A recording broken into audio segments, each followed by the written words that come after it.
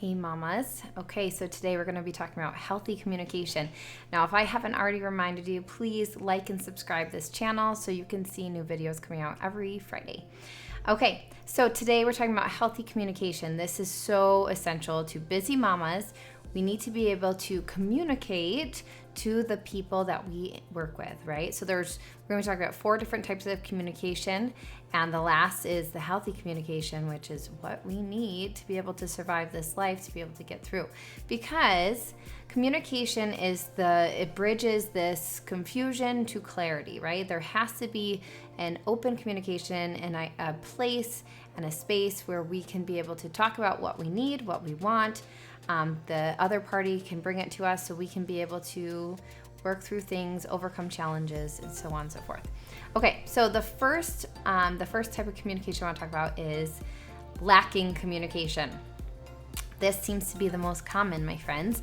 This is where we just don't talk. We have a spouse and we are in a relationship, but we don't take the time to talk.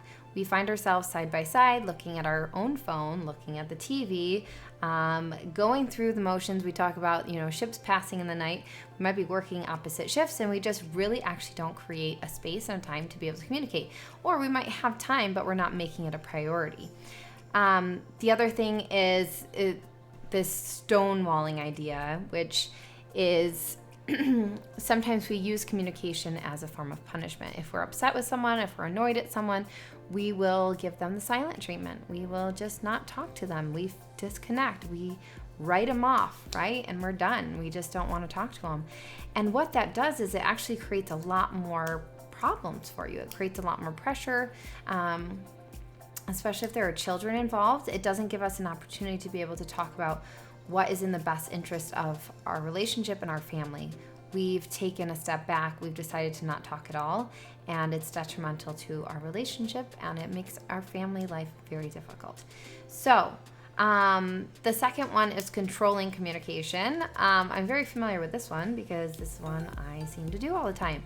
This is when we are communicating, not thinking about what we need, but we're thinking about what other people should be doing.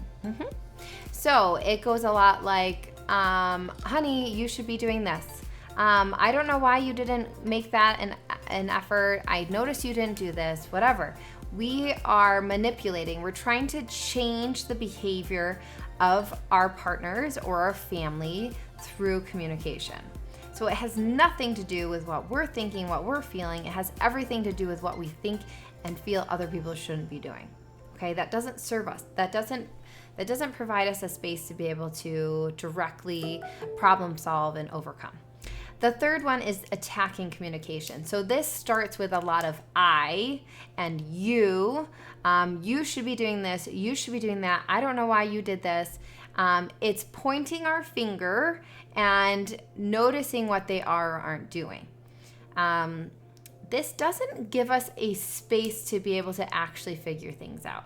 It's like mama bear, like when we come at someone and we're attacking them and we tell them what we think and what we feel, it doesn't give us an opportunity to actually figure things out. So again, all of these types of communication, we're all talking, we're communicating, but it's not a productive and efficient and effective way, right? So then it leads me to healthy communication, and what I like to call fighting fair, right? This idea that we create a space and we truly understand what we're thinking, what we're feeling, and then we speak it. So it takes a little time. It takes a little practice. We're so used to attacking because we are noticing what they are or aren't doing. We're focused on them.